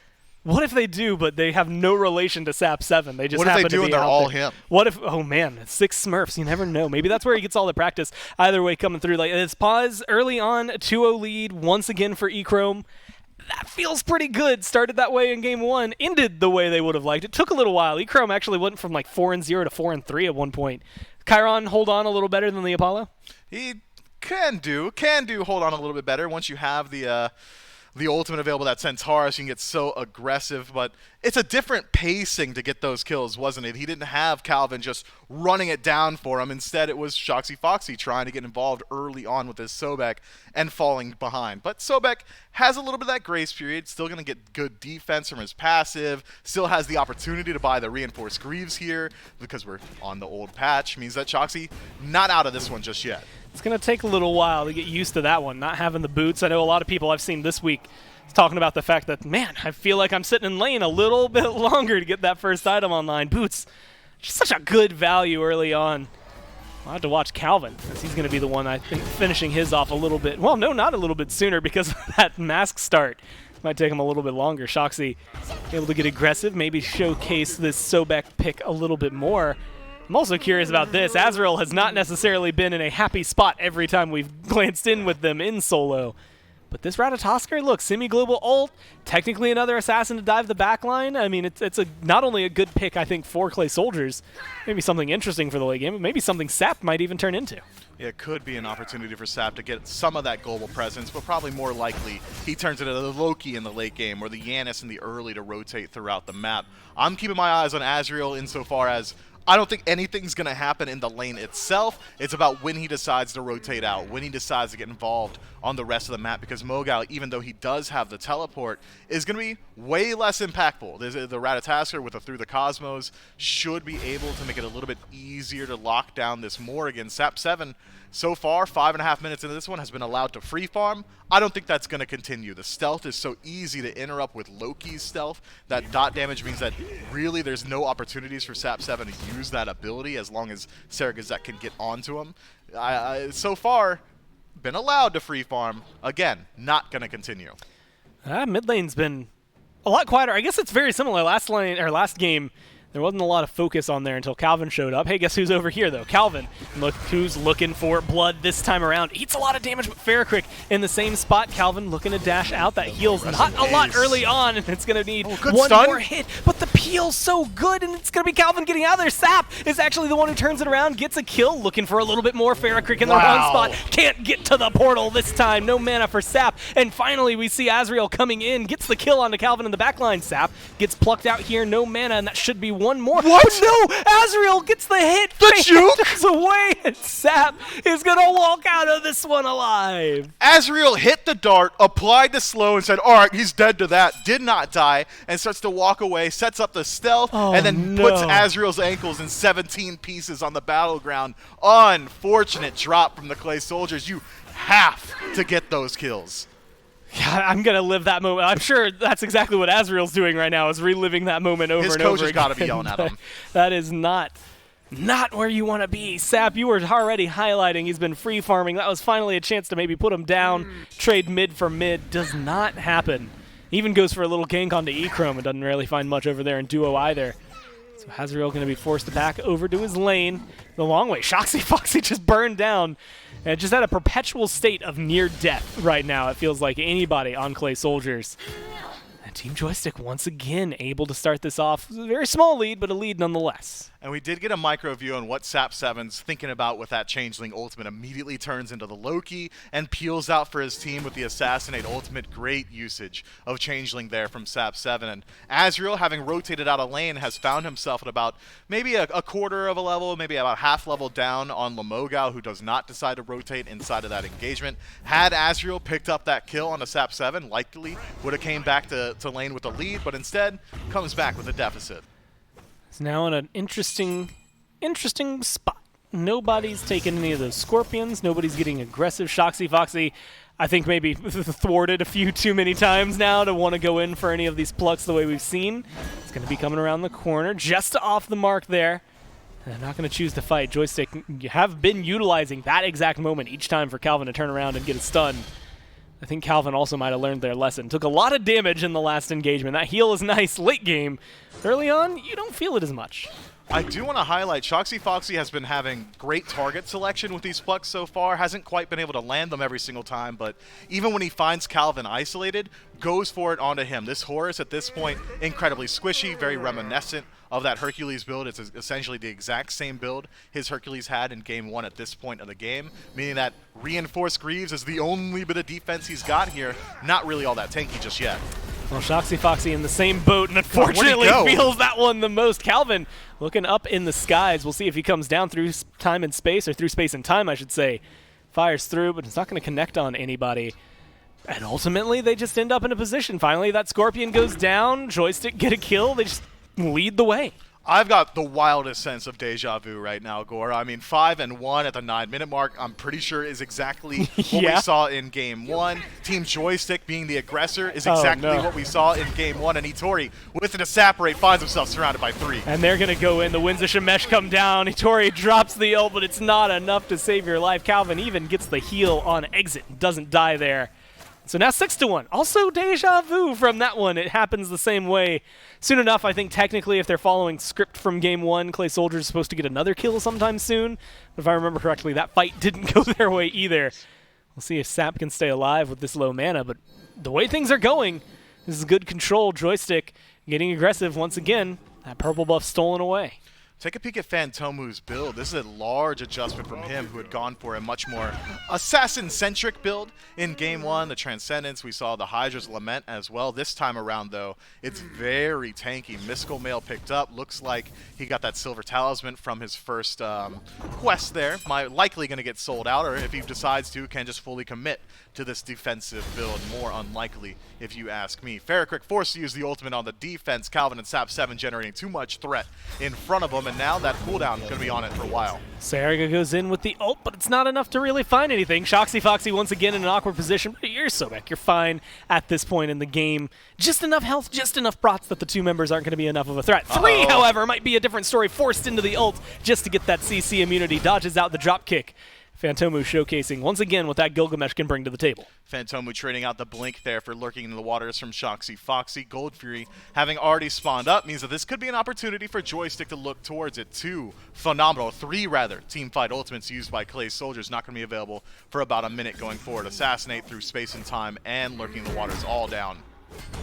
Well, Saragazek, this isn't where you want to be, to say the least. There's maybe some hype in there, but ultimately that's 2 ults for a very, very isolated Loki. They get the kill, and they're going to be able to walk away. Now 7-1 for Team Joystick as they're looking for the control. Azriel going to go for the Greater Scorpion, and doesn't look like anybody's going to be coming nearby here, so he should be able to pick this one up. It's taking a little while, though. Either way, enhanced buffs for the speed and blue on the side of Clay Soldiers. Something to clap back with after that kill. Hey, shouts to Saragazak. He tries to invade the jungle, gets exactly 1 minion, the smaller minion, on the back camp and picks up 1 stack for his Transcendence at that. Saragazak going for this slower build inside the Transcendence, needs about 49 more stacks before he gets the cooldown reduction from it.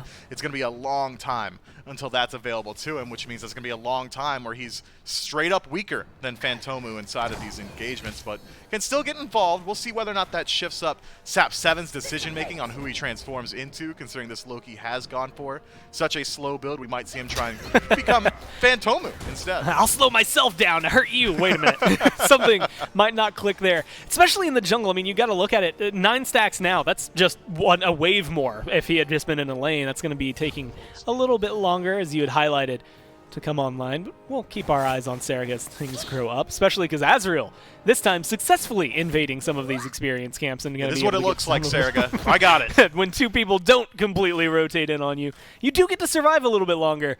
That's going to be the question marks, I think, all for Clay Soldiers. This time, last game, they started clapping back in some of these fights, being able to find their own punches.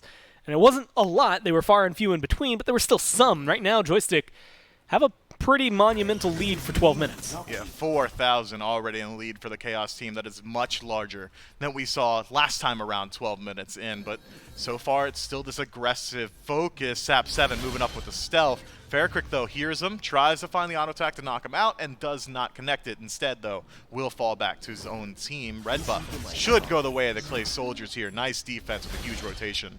And flashbacks. This time around, Clay Soldiers actually defending the red buff. Last game, on cooldown, Team Joystick were just sitting on that buff like it was nothing. Now they're going to be looking potentially for oracles, some wards thrown out, so Azrael should know where Mogao is. Looking for the aggression. Portal away. It looks like the retreat from Clay Soldiers, not ready to fight this one. I'm curious as to how the engage is going to work. I'm looking at that Ratatosker more and more often as the kind of the go button, I think, for Clay Soldiers, but you had highlighted earlier, Sap might just transition into that and then make their own go button. I mean, they've got plenty of go buttons on the side of Team Joystick. Lamogao, having rotated over, has great engage. Calvin can engage pretty easily as well. Even Phantomu with the Winds of Shamash can be the first one in for his team. But instead, Team Joystick and E-Chrome again going for the split push. This time around on the Chiron, this time around much earlier on. And this time around, able to take out the Tier 1 tower at the 14-minute mark. Itori, no stranger to this one, 3 levels down inside of this soul and losing out on a ton of his HP. Ooh, through space and time comes through, and that's that, actually. I thought there was going to be maybe a bigger rotation, hold on, here it is. some bigger clap. It's Saragazek who's on the receiving end. Winds of Shemesh that come through. They're looking for a little bit more. Horse is up in the air. They're going to be able to go in. Sap gets the kill before anything can happen. They drop onto the Gold Fury, Mifflin. They still find themselves the kill, 8-1, all in the matter of a few seconds. Legitimately, Sap 7 has utilized this Loki more consistently and more often than the legitimate Loki. I don't think I've seen Saragazek go for too many proactive plays so far. Sap 7 actually getting the better end of this one, and now we get to take a peek at what Phantomu is electing to do with his build. It's an Erendite finished up. He is going for the damage output, and I can't fault him for it. Now this gold lead is rapidly starting to balloon out, 5,000 now in favor of Team Joystick. Gold Fury goes their way. I see no reason for them to slow down. The Chaos team could just saunter on over to the Pyromancer and take it too. I mean, yeah, good luck trying to fight it. Azrael actually right now in a bad spot. Has ult, so might not get caught out here. At least shouldn't get completely caught out here, but Mogao's available. Epic uppercut in the neighborhood. Good stun. They're going to actually back off. Azrael maybe getting away with murder in this case. I see some pings coming through. He's keeping them busy if you're Phantomu. About half health. Morrigan looking to rotate over. Now Azrael getting aggressive. Saragazek comes on in as well through space and time to make sure the initiation is ready. The portals are there. Saraga pretty deep up onto the trees and the branches of Yggdrasil are going to be Azrael. Saraga's a little low and not going to get saved. Azrael jumps the other way. Saraga goes down for the 4th time this game. And it's just a 1-for-0 the way Joystick likes them. Looked like to me Azrael was trying to guess where Sap 7 was within the stealth. Well, he's likely going to be on top of your teammate who's dying. Saragazek dead for 20 seconds and 16 minutes in? Yeah, well, let's go for Fire Giant. Why not? Yeah, go for it. I mean, they're starting it up. No one's nearby. All of the ults that could have been used to close the gap are off cooldown or on the other side of the map. They're taking it down. 1/3 HP, 1/4 HP. Fire Giant, 16 minutes. And 17 seconds. That's going to be a confirmation for Joystick. Hey, Pyromancer consolation prize on the other side. They've already got 2 Tier 1s, Mifflin. This is moving at a much faster pace for Joystick. Man, Clay Soldiers. I got to imagine here's what their comms are the second they hear the Fire Giant go down. Huh? Oof. What? Oof. What's going on? Unfortunate situation again. Saragazek struggling to find value on this Loki. Shoxy Foxy struggling to connect with these Flux. 0 and 7 combined between the jungle and the support. The only one on the board so far for Clay Soldiers is Azrael. 1-0 and 0 on this Ratatasker. Got that early rotation to do a kill and has not been able to do much since then. Now Team Joystick have free reign of the map, essentially. Fire Giant on 5 members, 4 towers, still standing for Clay Soldiers, and you got to think they're not going to be standing much longer. So Sap has been turning religiously into this Loki. This Loki is now 3 levels down from Phantomu, 4 levels down from Sap. Is it still worthwhile turning into Saraga? I mean, he's been using it well, but at this point, it feels like you're going to put yourself at a little bit of a detriment than you being able to choose even the Ratatosker on the other side. Yeah, if you turn into an enemy god, you get their build as well. So you're going to get a 31 stacked Transcendence, a Hydra's Lament, and Warrior's Tabi, whereas you could turn into Phantomu and have almost an entire build. You could turn into E-Chrome and be a level 19 Chiron. Yeah, I didn't stutter. He's 4 levels up on Itori at this point with Fire Giant as well. Looks like Shoxy Foxy may have been off more than he can chew. Is forced to use the Lurking in the Waters, and now Team Joystick, having removed that team fight ultimate, can go ahead and just walk their way into the Tier 1. That should fall pretty quickly. There's a Fire Giant still for 2 minutes, 15 seconds. They're going to knock that one down. Yeah, Tier 2, why not? They're not really fighting at this point in the game. You're in control. Phantomu waiting for someone to make the mistake of stepping forward. They're not going to. They're going to knock down the Phoenixes, and it's the split push on the other side of Tori.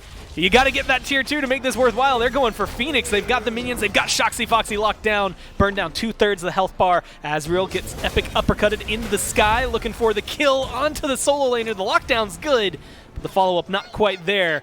Tori makes it back in time to defend this. That Phoenix stays alive to see another day. Nice defense from the Clay Soldiers there, but Team Joystick, well, they've got some more tier 2 towers to start working their way through. Phantomu decides to split push the right-hand side of the map. The other core 4 members of Team Joystick working their way over towards the left, with Fire Giant ticking away for another minute and a half. That's plenty of sustain. With Horus on their team, that's plenty of sustain. They should be able to stick around as long as they want, but look at Clay Soldiers. I mean, right now it is Phantomu versus the world. Leon wins a Shemesh, go down. The pluck is good this time around. Can you get out of there?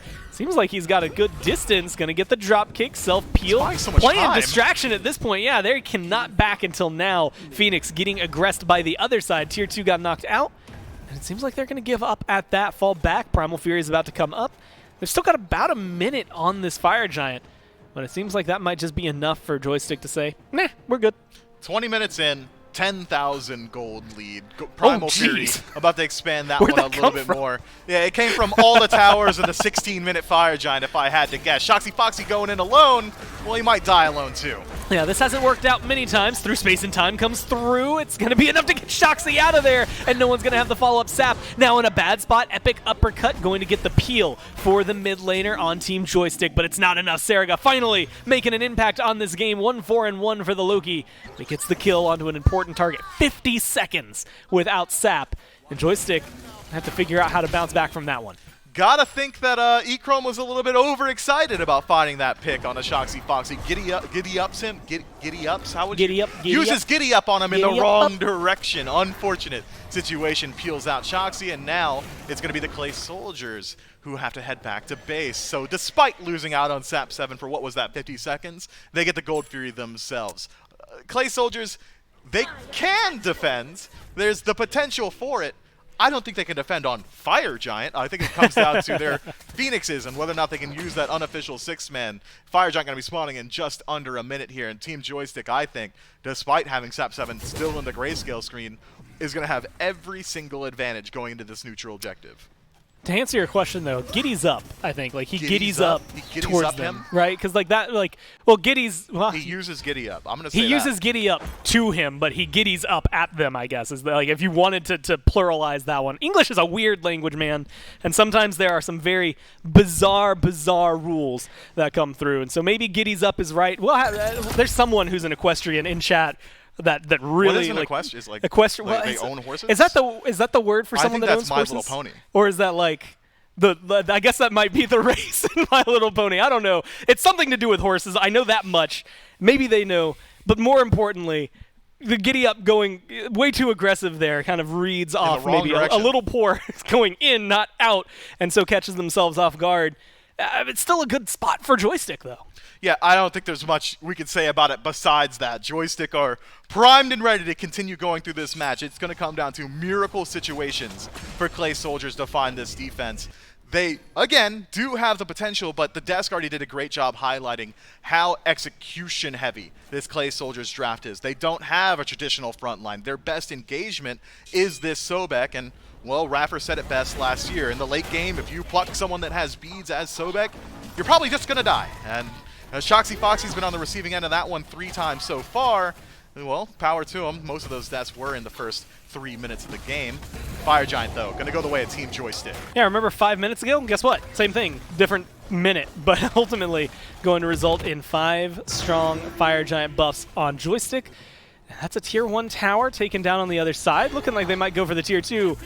They're going to force a little bit of a race here. I don't know if this is something you want to risk. That Phoenix is going to be in trouble very shortly. They're going to ult forward for it as well. What a good call from Joystick to get aggressive onto that one. Still delaying some of the backs, but finally Azriel, Shoxy Foxy going to get in here to get something done through space and time. Hits Echrome and takes him to about half health. Is it going to be enough? Goes into the ult, looks for the kill, and it's going to go the way of Sap. Saraga's taken out of there. Farrakrick just barely slips on through that one, but the Phoenix stays alive. Ultimately worthwhile so far for Clay Soldiers. They lose Shoxy though. Farrakrick's out of this one. This should be aggressive from Joystick. It should be Calvin blinking forward, as is Phantomu. No worse feeling for Itori. Comes out of the separate, loses his life. Epic uppercut onto Farrakrick. This is just to peel him away. They wanted the blood, but are they going to even bother looking for it? 22 minutes in, about half the time of game number 1, and they're already knocking on the door of the Titan. It's going to be swinging hard. There's 2 members still to try and defend it. It's half health. It's falling. Farrakrick has to do something to get into this, and he kills off the decoy, but that's not going to be enough. They're playing with their food at this point. The Titan finally going to go down 23 minutes, 2 seconds, and Joystick fight their way into the challenger circuit. Man, the SOC representatives bringing a little bit of what would you call that? Je ne sais quoi, maybe a little bit of toxicity. That's what I was looking for there. Towards the end there, auto-attacking them inside their own fountain. Say, look, I know it's relegations. I know there's a lot on the line here, but I'm going to style anyway. Congratulations to Team Joystick, and welcome to the SCC. I'm just remarked, I mean, literally half of the time. It was a 48-ish minute game. They do it in about 23 this time around. They figured out what Clay Soldiers were doing. They get aggressive. They win themselves the game and earn themselves a spot in the SCC. Congratulations to Joystick. We'll break it down all after this.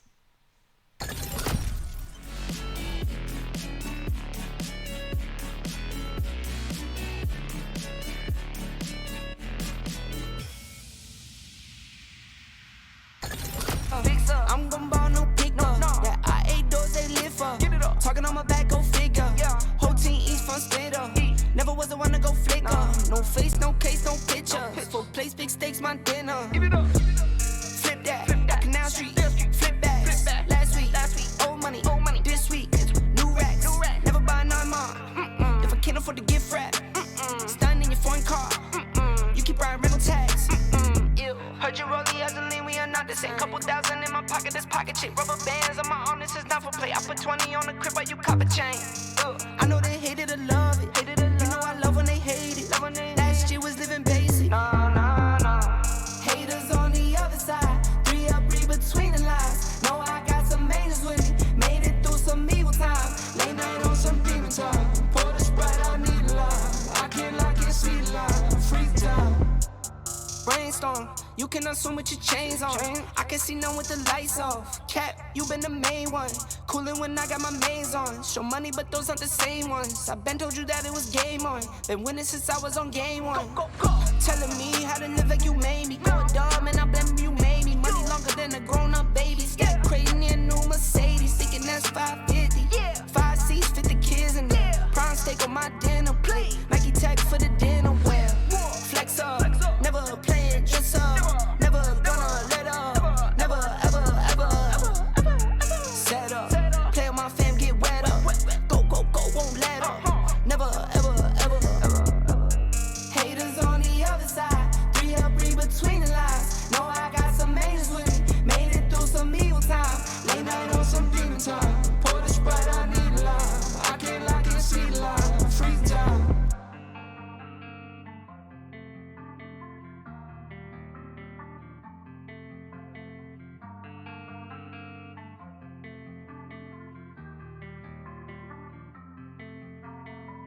I don't know if I'm okay. I don't see the light of day.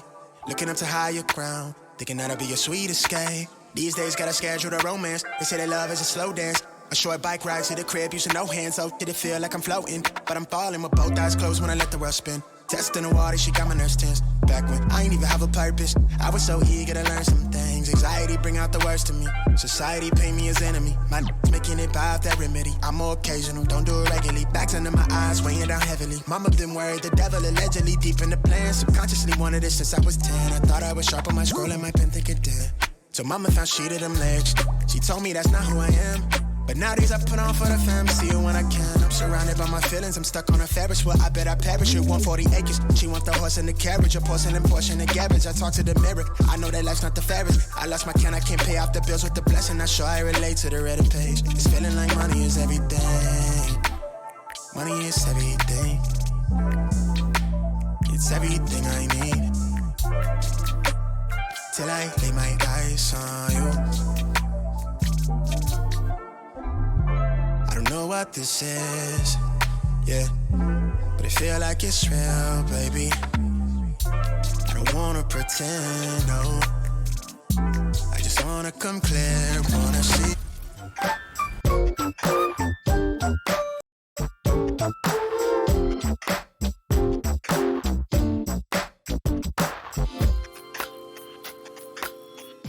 Game 2 is about twice as fast as game number 1, but the result is the same. Team Joystick wins, and hey, Team Joystick qualifies to the EU SCC for this upcoming phase. So congrats to Team Joystick for a battle well fought and a battle well won. Clay Soldiers not out of it just yet. They'll have a matchup up next against Just F6, and they'll get their chance to still qualify onto the SCC. But we got to focus on Team Joystick here, and this one, very, very convincing. Taco with me to break this one down.